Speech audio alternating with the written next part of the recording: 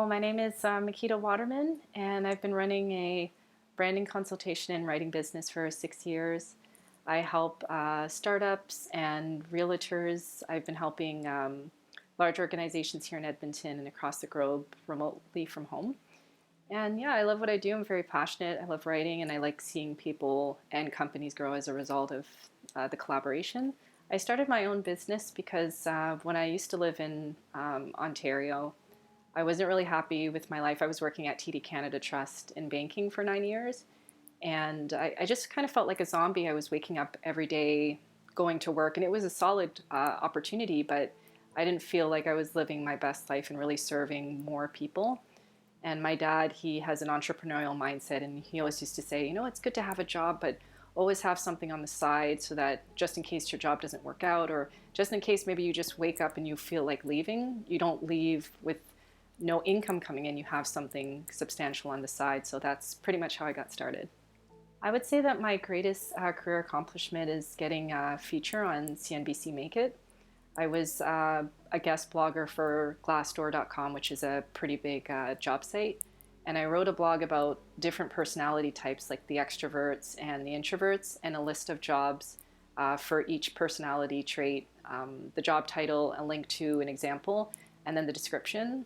Just kind of helping people, because there's a lot of content online about how to find a job, and there's a lot of job postings, but not everybody has the same personality. And I think that people with a certain personality can shine better if they know exactly what is best for them. In the next 5 years, I see myself maybe taking a step back from the consultation and writing and having employees, maybe 2 writers and an editor, and possibly a social media team if social media is relevant during that time.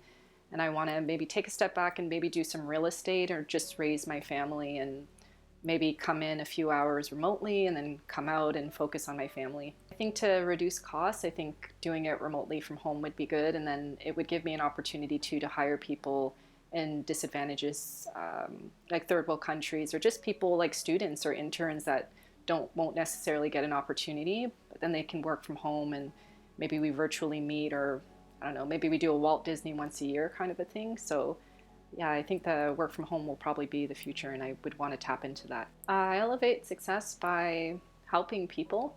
I really think if we're really good at something and we're kind of keeping our best secrets to ourselves and we're not helping other people, I really think that you can amplify your happiness in life knowing that every piece of content that you share, a blog or an article, is actually helping somebody at work or in life or in a business. So I think for me, it's just really sharing my best content and hoping that at least one out of the hundreds of people that see it will actually apply it, and it will shift their life to an upward movement. I would say try to figure out what it is that you want to do to market yourself, and tap into 2 or 3 topics that you're really good at doing, and share that in different ways. So I'm a visual learner, but somebody might appreciate reading a blog.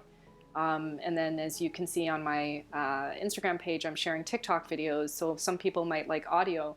So that's where I kind of incorporate the music into and point to different tips and advice. So try to be honest and transparent. Look for a mentor. And if you can't find a mentor, try to study the people in your industry that are at the top of their game. Watch all their YouTube videos and kind of see what it is that they're doing, and kind of implement that into your own personality and post every day. I think it's really difficult to do that, but if there's at least one platform that you like, even if it's just a tweet a day, try to do that, and you'll increase your reach, and you'll get more practice to see what topics work and what topics don't. At least when you start with 2 or 3, if people like 1 out of the 3, then okay, I probably have to cut these 2 and maybe focus on this and do variations of this topic. The way of the future is the internet. Social media, in my humble opinion, it erases the billboard, it erases the TV and radio commercial and advertisement.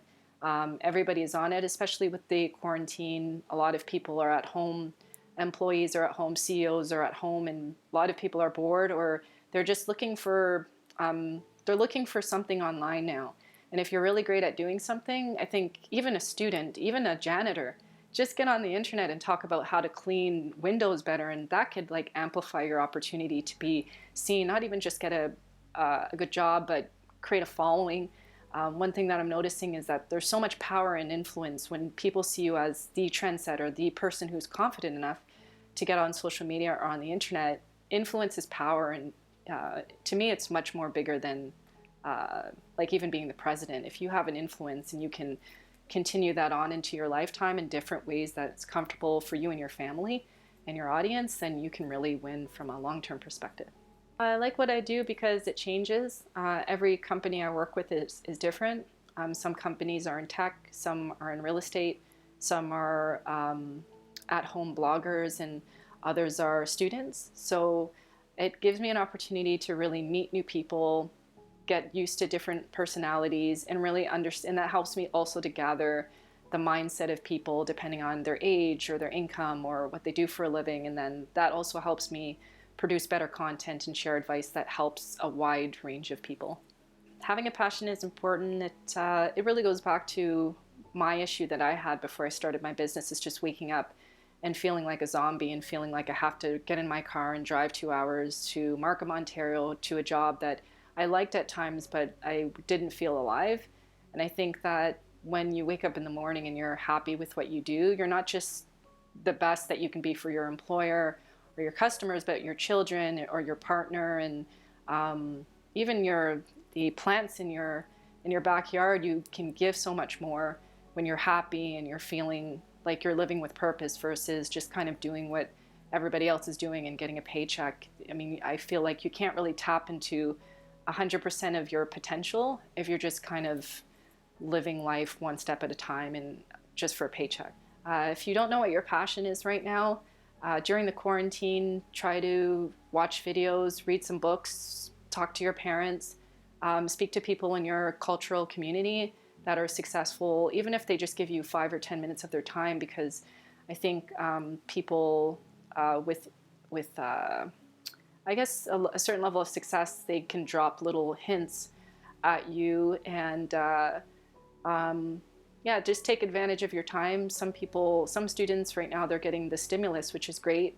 Instead of spending that on Jordans and rushing up north to Jasper on a cabin vacation, maybe use a percentage of that money for online courses, or finding a mentor that maybe will ask you to pay them once a month to talk to them, and just develop yourself now that we're in this quarantine, and don't let this time pass you by, and then you're back to school and work and it's all over again.